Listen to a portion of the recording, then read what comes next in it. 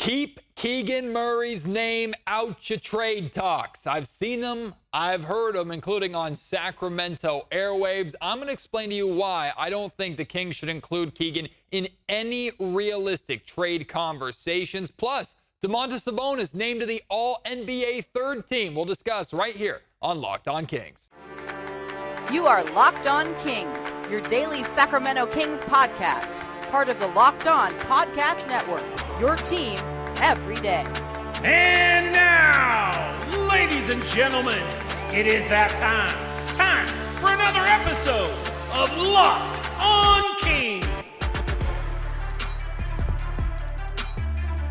Hello and welcome into Locked On Kings, your podcast hub for Sacramento Kings coverage all off-season long. Today's episode is brought to you by Game Time. Download the Game Time app, create an account, and use code LOCKEDONNBA for $20 off your first purchase. Terms apply. My name is Matt George. I have the privilege of being your host here. I'm a Sacramento sports anchor and reporter for ABC 10 News.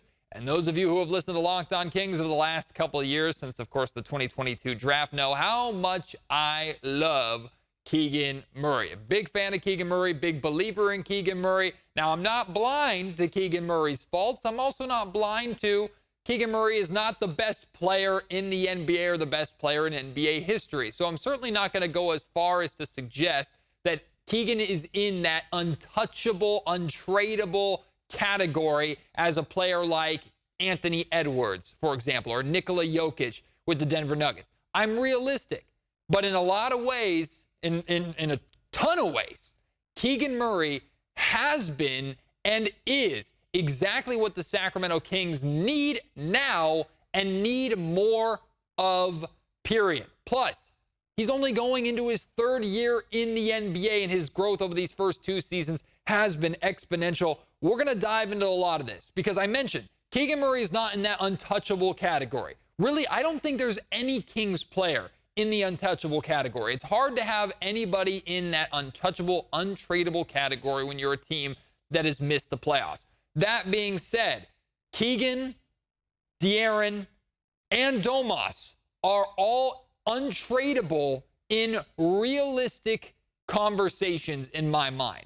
Because there are guys, absolutely, there are guys that you'd be willing to trade any one of those three for. There are better players in the league than those three that you would take a straight-up swap if you could and if it worked. But this is not NBA 2K. The forced trade setting is not on. You can't just swap any player for who you like or for any upgrade out there. In my opinion, any Kings trade conversation that they're realistically going to be involved in this offseason should not include Keegan Murray, because whatever they're going to be getting back will not be worth Keegan Murray. That's the whole premise of this podcast. And it starts with Brandon Ingram, right? He is the name. We've talked about it a lot here on Locked On Kings recently. He is the name, the biggest name as of right now that's reportedly available. The New Orleans Pelicans making Brandon Ingram available in trade talks. Yes, Brandon Ingram is another type of player, the body type, the size, the position, the athleticism, the scoring, the length. He is exactly what the Kings need. But the Kings would be foolish. Listen to me clearly. The Kings would be foolish to include Keegan Murray in any sort of deal to land Brandon Ingram. Short term, yes, you're getting the better player, but not nearly significantly better enough to punt on the bright future that Keegan Murray has. Short term, Brandon Ingram is an upgrade, for sure. No ifs, ands, or buts about it. But I think there are realistic ways that the Sacramento Kings can be involved and can be serious contenders in the Brandon Ingram trade sweepstakes without making Keegan Murray available. Now, of course, if you're the New Orleans Pelicans, you're going, absolutely, we'll do Brandon Ingram for Keegan Murray. I imagine they would. I think the Pelicans would love to add Keegan Murray to what they're doing in New Orleans, even with his payday coming in a handful of years, right? Absolutely, I feel like New Orleans would be interested in that deal. Ingram addresses the short term, but Keegan already is on a very similar level of defender. If Brandon Ingram, if you want to say Brandon Ingram is a slightly better defender than Keegan Murray is. I guess I'll give you that, but it's not by much. Very, very minor. Also, in my opinion, 2 seasons. In 2 seasons, Keegan Murray will be just as good of a player as Brandon Ingram is. In 2 seasons, I think with Ingram, even if he stays where he's at, because I don't know how much better Brandon Ingram's going to get.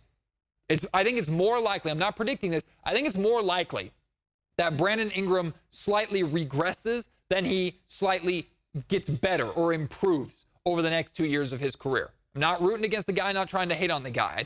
His prime is now, as is De'Aaron Fox's and Domantas Sabonis's, which is why some people go, yes. So you trade a player like Keegan Murray, whose prime is still a couple of years away. You go out and get Brandon Ingram. You have 3 players in your prime. You're trying to make a run and ultimately trying to win a championship in Sacramento. That's how you do it.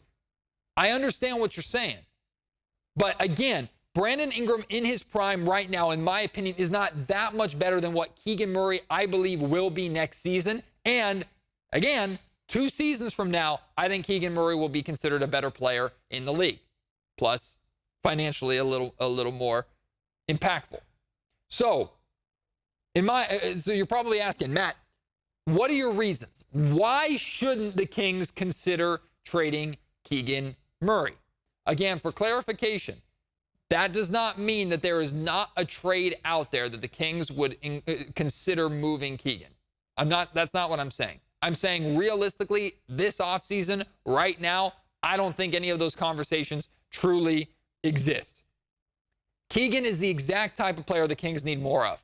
A defensive, athletic, lengthy wing who can space the floor, knock down threes, and hopefully, this is kind of the if with Keegan right now, develop into an offensive player that can be a little more reliable and can create their own shot. That's what Brandon Ingram has over Keegan right now for sure. Brandon Ingram can go out there and straight get you a bucket when you need it. Keegan is not there yet. So if that's what the Sacramento Kings are truly lacking, I understand those of you who are thinking, yes, I would include Keegan Murray in a Brandon Ingram trade. But again, I don't think that Ingram's shot creation right now is so much better than what I believe Keegan Murray's can and will be as early as next season. So much better that you do it without hesitation or without a second thought. Look at Keegan's development year over year over year, right? Comes into the league as a rookie, leads the NBA in three-pointers in NBA history, the most three-pointers made by a rookie all time in NBA history. On a good basketball team, on a team that ended their playoff drought for the first time in 16 years. Now, the Kings did not end that drought because of Keegan Murray specifically, but Keegan Murray, as a rookie, was being asked to do what no other rookie was on a winning basketball team. He brought that into the playoffs when early on in the playoffs, he struggled. Game 1, Game 2, struggled to kind of get himself going. By games 3, 4, 5, 6, 7, he was more involved. He was more active. He carved out a role for himself, and the Kings leaned on him to make that game make that series a 7-game series, right? Then you go into year 2. In Keegan Murray's draft profile or the conversations about Keegan Murray around the draft, where he has this upside as an offensive player. He's not a risky pick, but he doesn't really excel at anything, right? He's kind of a jack of all trades. But when it came to conversation about his defense, it was, okay, Keegan Murray has the potential to be a pretty good defender at the NBA level. This season, he blossomed into the best defender at his position here in Sacramento. To you, that might not be saying much, considering where the Kings are as a defensive team or as a roster as a whole, including consisting of defenders. But defensively, this team made a massive jump. Keegan Murray was at the center of that. In 1 year, Keegan went from a questionable defender to a top-tier defender that the Kings were using to guard not just the best wings that they were facing. Keegan at times was guarding Steph Curry. Keegan at times was guarding the best guards on the opposing team. He made that jump and made that development in year 2 immediately. So what can he look like in year 3? I know this is a 1-game sample size, but it's important to point out Keegan Murray in just 2 seasons has a higher career high scoring night than De'Aaron Fox does.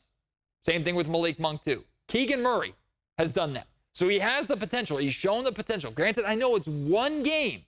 You would like to see more of it. It's 1 game, but he showed you he could score 45 points. Granted, in the California Classic last year, he also put up 50. It's exactly what you want to see out of a player like Keegan Murray when he has that offensive side to him. He's also, of course, like we talked about, an extremely highly reliable three-point shooter. He has obvious areas where he can improve, right? Obvious areas. But only heading into year 3, how much he's grown from where he was as a rookie to where he ended the season, which, by the way, he was not very good. He was not very good in the second play-in game, right? He really struggled in New Orleans. A handful of Kings really struggled in New Orleans, but he was very good in the first play-in game against the Golden State Warriors. How Keegan Murray's developed over the last couple of years makes me think, yes, this guy is on a trajectory that is only going in the right direction. He's young, but he fits. He's a guy that you do not want to get rid of or do not want to move on from if you don't have to in order to make an upgrade for this roster that they need right now. Make no ifs, ands, or buts about it. The Kings do need to upgrade this roster, 100%. But I believe they can do it and should do it first without including Keegan Murray in trade talks, unless those trade talks are bringing you back a bona fide, established superstar, which, call me crazy, I don't consider Brandon Ingram to be that. You also might be asking, Matt, how is this situation different from the Tyrese Halliburton trade? Look what Tyrese is doing right now. Tyrese was just named to the All-NBA third team, right? Tyrese's Pacers are playing in the Eastern Conference Finals. Tyrese has exploded. You were fine. You celebrated. Not necessarily celebrated, but you were okay with the Kings trading Tyrese Halliburton away to get Domantas Sabonis. So why is this one different? Just because you like Keegan Murray more than you like Tyrese? No. The circumstances are extremely different. First off, at that time, the Kings were a bad basketball team. A bad basketball team with the NBA historically long playoff drought, right? They also had 2 guards. Their 2 best players were at the same position. Ball-dominant point guards who needed the ball in their hand to succeed. Keegan Murray is very much one on this roster. Sure, there's guys like Harrison Barnes and Kessler Edwards. Nobody on this roster can do what Keegan Murray does, and the Kings need more, not less, of what Keegan Murray does.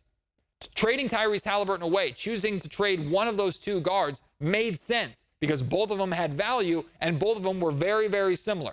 Who knows if Fox and Tyrese could have worked out together long term? We'll never know. But the Kings had 2 very similar players and moved on from one to go out and get a player, a big man that they've desperately needed for years.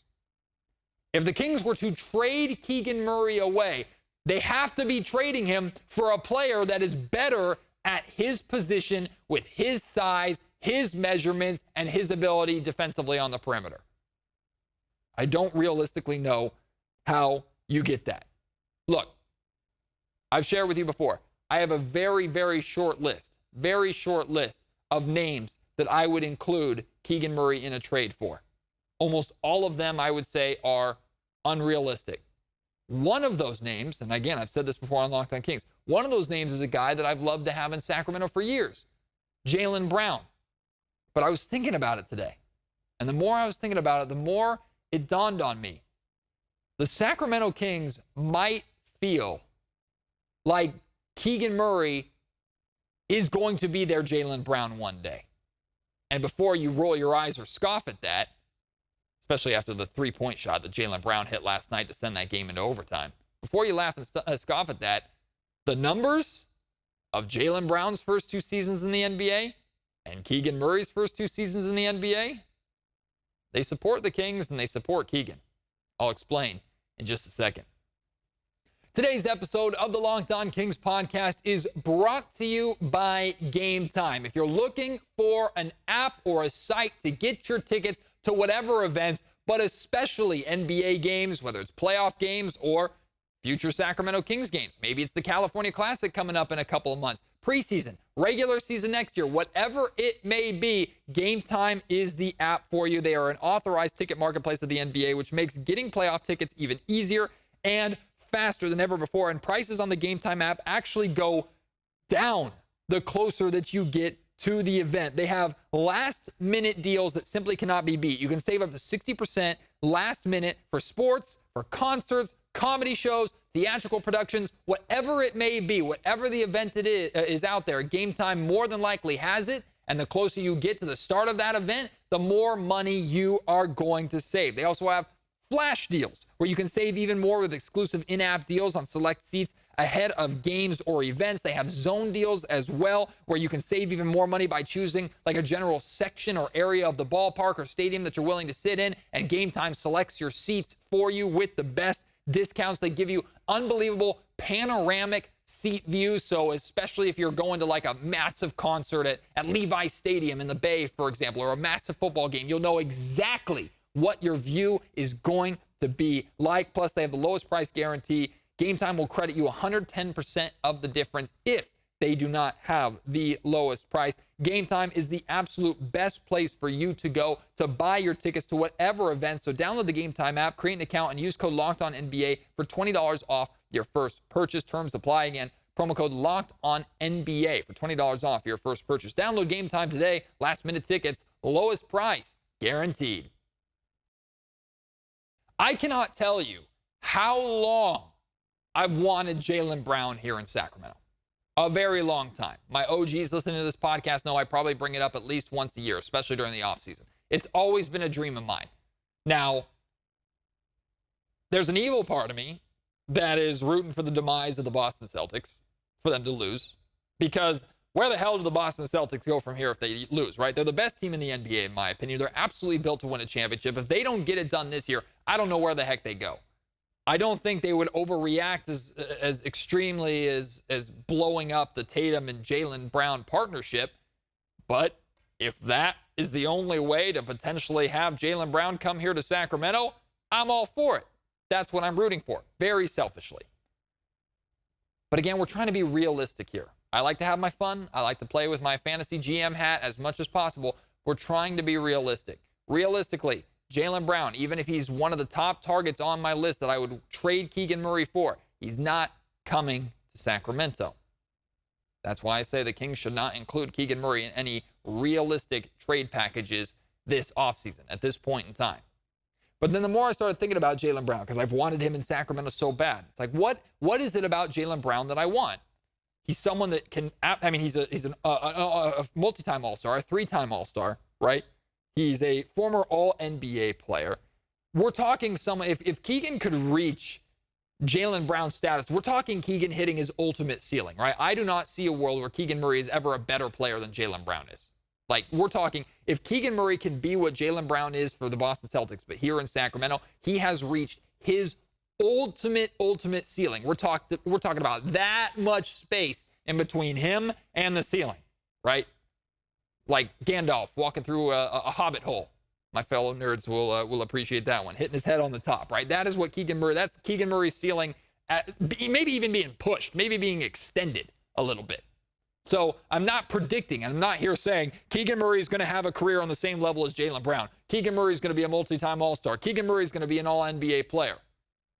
But the Sacramento Kings might feel like he has the potential to be to Sacramento what Jaylen Brown is to Boston, which is a second star for the team to lean on, to take on a lot of the big defensive loads and help their team legitimately compete for a championship. You think it's unrealistic? Let's talk about the numbers really quick. Let's talk about how these two have started their careers, the similarities and the differences between the two.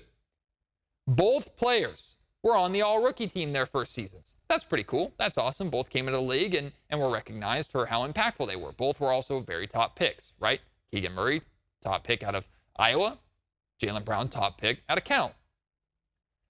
Keegan in his rookie season averaged 12 points a game, shot 45% from the field, 41% from three-point range, 76% from the free throw line. Also averaged 4 rebounds. Once again, he broke the record for most three-pointers as a rookie. Almost all of them catch and shoot three-pointers off of dribble handoffs, so it wasn't like he was creating them for himself. And he was on a Kings team that ended their playoff drought and went 48-34 on the season. Jaylen Brown, his rookie season, also on a very, very talented Boston Celtics team that went 53-29 his rookie year. Jaylen Brown averaged just 6 points, half of what Keegan averaged. Shot 45% from the field, 34% from three-point range, 68% from the free throw line, and averaged 2 rebounds, half of the amount of rebounds that Keegan's averaging. Now, to be fair, Keegan Murray's a little bit bigger than Jaylen Brown is. Jaylen is more of a 2-3, Keegan Murray more of a 3-4. So the rebounding numbers might be skewed in that sense. But comparing rookie numbers for Keegan to rookie numbers for Jalen, both on established or both on playoff teams in their respective conferences, their rookie year, Keegan had a better rookie season. Okay, Matt, that's 1 year. Let's look at their second season, let's go to their first playoff appearances, because both players as rookies made it to the postseason. Keegan Murray averaged 9 points, shot 44% from the field, 37% from three, 66% from the free throw line in the playoffs, but averaged 6 rebounds. Also had a really good defensive series against the Golden State Warriors. Jalen Brown in his first playoffs appearance, which went further than just one series, to be fair. 5 points a game, averaged 47% from the field, 21% from three-point range, 66% from the free throw line, and averaged, just like his regular season, just 2 rebounds a game during the playoffs. So Keegan Murray's first playoff averages, better than Jalen's, although Jalen played more playoff games than Keegan did his rookie year. Now let's go into their second seasons, right? Because you'd expect a rookie after a good first season, there is such a thing as a sophomore slump, but ultimately you'd expect players to improve. Well, Keegan Murray, of course, did that. He jumped from 12 points a game to 15 points per game, shooting 45% from the field, 35% from three-point range. That number dropped off a bit too much, and 83% from the free throw line. Good improvement there. Also averaged 5 rebounds per game, which is an improvement on his 1 rebound, and got up to 1 steal a game on a Kings team that did miss the playoffs, but they finished 46-36, just 2 wins fewer than the season before. Jalen Brown, his second season, good jump for him, from 6 points per game to 14 points per game. So a more significant jump than Keegan had, but still averaging less points per game his sophomore season than Keegan Murray did. Shot 46% from the field, 39% from three-point range, 64% from the free throw line. Also averaged 5 rebounds and 1 steal on a team that won 55 games. Brown, that season, received Defensive Player of the Year votes and Most Improved Player votes. Now, he didn't win either.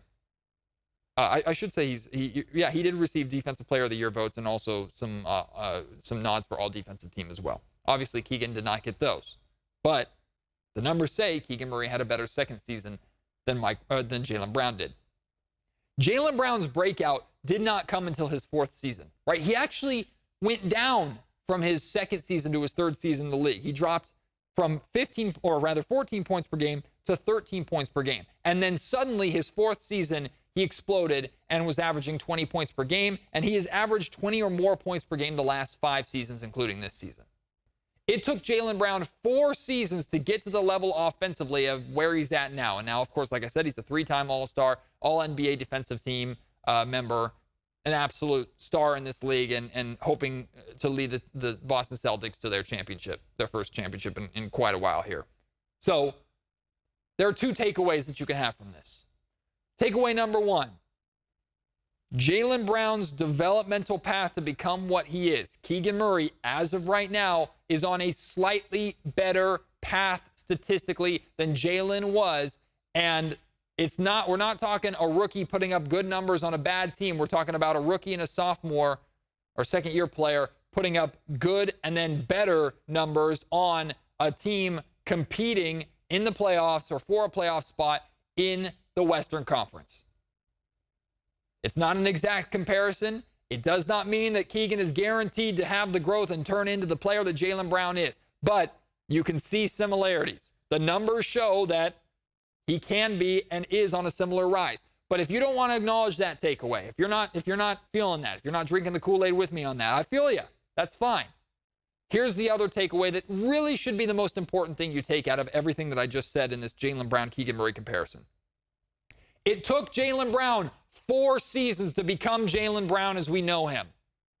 Keegan Murray is entering season 3. If you want to move on from Keegan, when he has the potential to be a Jalen Brown-esque player for this Sacramento Kings team, not predicting him to be a 3-time All-Star, multi-time All-Star, and All-NBA defensive team member. Sacramento Kings, there are multiple people within the Sacramento Kings organization that do believe that Keegan has all-star potential. But it took Jalen 4 years to get to that spot. Where will Keegan Murray be in 4 years? Where will Keegan Murray be next year? And you want to risk trading that away for maybe an upgrade when you need more of that at his position? I'm not doing it. I feel comfortable and confident saying that I'm not doing it. Well, finally, the NBA got something right with their awards. Domantas Sabonis, All-NBA third team. We'll talk about it, and plus the votes that De'Aaron Fox got in just a second. Today's episode of the Locked On Kings podcast is brought to you by BetterHelp. Mental health is so important in our world today. Your mental health is just as important as your physical health. If you're someone who loves to go to the gym and work out and try and get yourself in the best physical shape possible, good for you. And I could use some of your gym tips. But you should be taking care of yourself mentally and working on yourself mentally just as hard, if not harder, than you work on yourself physically. Because what's happening up here affects everything else physically that you're doing, right? Mental health is so unbelievably important. So is therapy. Speaking to a licensed therapist, someone who can help walk you through struggles, right? We all carry our stresses, big and small, does not matter. You do not have to be going through something extreme, massive grief after the loss of a loved one, severe depression, anything like that, to seek a therapist. Your daily life, what you struggle with, your demons, your problems, they're your own, and you need to talk to someone about them. That's where BetterHelp comes in. BetterHelp connects you online to a huge network of licensed therapists, and they do so on your time. They come and meet you. It's entirely handled online, so you don't have to carve out time in the middle of the day or during business hours to go and see somebody and sit in a room with them if you're not comfortable doing that. We got used to Zoom meetings over the pandemic, right? It's essentially a Zoom meeting, an online meeting, and talking through your struggles with someone who is there to help you and give you a perspective that you probably don't know how much you need. If you're considering therapy, please give BetterHelp a try and go to betterhelp.com/LockedOnNBA today to get 10% off your first month. That's BetterHelp, HELP.com/LockedOnNBA. Congratulations for the second year in a row. Domantas Sabonis, Sacramento Kings center, named to the All-NBA third team. Very well deserved. I'm going to be honest with you. Part of me was, I was not expecting it to happen. After Sabonis missing the All-Star team and just being disrespected time and time again over the course of this entire year, I really thought the NBA and these voters are going to find a way to keep him out of it. Even though he led the league in rebounding again, he led the league in double-doubles, led the league in triple-doubles, putting up numbers and breaking records that only like Oscar Robertson and Kevin Love and guys like that were doing. Well, thankfully, they got this right. Domantas Sabonis named to the All-NBA third team. And isn't it fitting that Tyrese Halliburton is on the third team with him?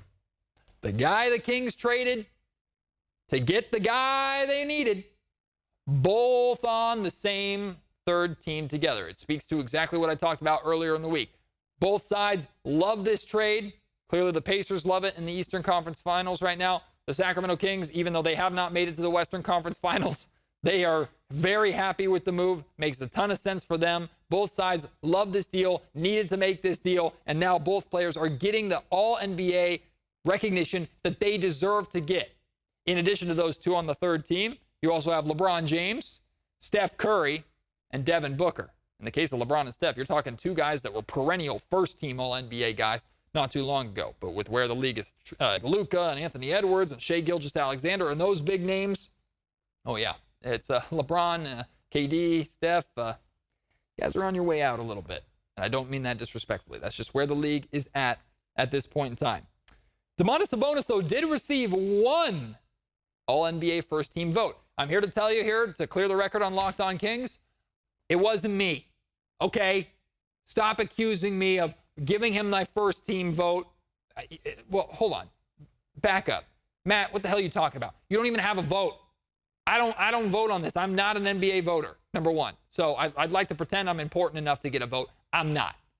But if I had my votes, no. As much as I love Domantas Sabonis and will defend him to the end of the earth on this podcast and have done so all season long, I would not have given Domantas Sabonis an All-NBA first-team vote. I certainly wouldn't have given him an All-Defensive Team vote like he got. And he got some other crazy votes over the course of this year. I'm crazy. I'm crazy for my Kings. I'm not that crazy. It's not me, okay? Stop blaming me. Stop reaching out going, I know this is you, Matt. It's not me. And whoever it is, I don't know if they're from Sacramento or not. They probably, as much as I love Domantas, they probably shouldn't have a vote. Sorry, like he's not first team all NBA caliber this year. He's not. I can say that while also loving the guy to absolute death. He did have 16 second team votes and then ultimately 51 third team votes. What about De'Aaron Fox? De'Aaron Fox did not make the All-NBA team this year after making it last year with Domas. Fox received 1 second team vote and 6 third team votes. So he didn't get a lot at all. And honestly, I'm not surprised by that. I'm okay by that. The Sacramento Kings missing the playoffs and getting 2 All-NBA players never would have made sense. I was not expecting it one bit. I know the Lakers did. Lakers got LeBron and Anthony Davis got All-NBA second team. Congratulations to AD for having good games whenever you didn't play Domantas Sabonis. Good for you. The Lakers, I mean, having LeBron James and AD, that's why they got it. They got it because of their names and their numbers, not because of how their team performed, which is like, if that's the, like, hey, voters, you can vote however you want. Although it's crazy, like, to make it clear to y'all how much power these voters have. Because Anthony Edwards and Tyrese Halliburton were named to All-NBA teams, that significantly affects the extensions that they're going to be signing here with their respective teams in the near future. How significantly, Matt? Well, they're each going to sign a 5-year maximum extension. Without making the All-NBA team, their 5-year maximum extension would have been to the total of $204 million. That's a boatload of money. But because they have made the All-NBA team now, that extension can go up to a maximum of which they're going to get the max, $245 million. A $41 million total difference just from making the All-NBA team. That's the power that voters have. Because voters have the opportunity to vote on these players, it's the difference between $204 million and $245 million. Speaking of which, because Domantas Sabonis made the All-NBA team, I think he got like a $1.3 million incentive for his contract for making it. So again, congrats to Domas. But it's good for the Kings to get some sort of All-NBA recognition. All right, now I want to hear from you. If you think I'm a total shill for Keegan Murray, let me know. If you agree with what I'm saying, let me know. Who would you trade Keegan Murray for? Or you like me, he's off the table for pretty much anything realistic. If you think you have a realistic trade, I have no problem telling you if it's unrealistic or not. If you want to submit those to me, you can do so in the comment section. If you're watching on YouTube, you can hit me up on Twitter at MattGeorgeSack. You can email me, mattgeorgesports@gmail.com. Appreciate your support as always. Can't wait to have you join me on the next episode of Locked On Kings, where I'm planning on talking about something actually I think that's pretty intriguing. How much do you believe in De'Aaron Fox right now compared to this time last year or period in his career? Because I'll be honest with you, I have never believed in De'Aaron Fox more than I do right now after the Kings missing the playoffs. I'll explain that on a coming episode of Locked On Kings. Hope to see you then. Until then, my name is Matt George. You've been listening to the Locked On Kings podcast, part of the Locked On Podcast Network.